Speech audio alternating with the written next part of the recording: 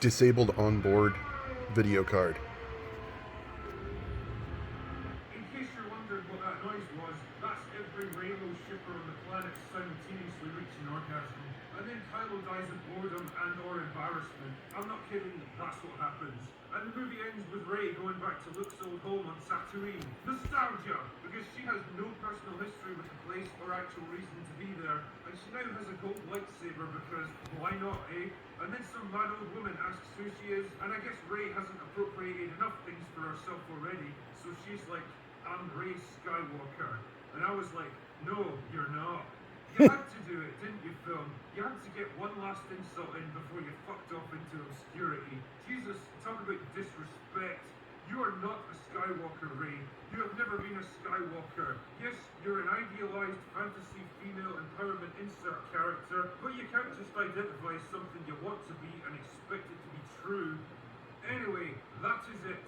That absolute clownish nightmare is the plot for The Rise of Skywalker. What a total, complete, and perfect disaster. This movie isn't just an insult to Star Wars. It doesn't just make a mockery of everything that came before it. It's an affront to simple common sense and intelligence. A desperate, amateurish, horribly written, badly acted, bloated, and monumentally dumb conglomeration of half-formed ideas, discarded plot threads, disjointed storylines, and redundant characters that feels like fan fiction written by a 13-year-old with ADHD. You know, it almost seems like a formality to offer up my thoughts at this point, considering everything I've just described to you. I mean, where do I even begin? Trying to criticize this movie's failings is like trying to destroy an all-you-can-eat buffet with a pair of chopsticks. I suppose, since it's the season of goodwill and all that, I should start my analysis by looking at the positive aspects of this movie. This shouldn't take long.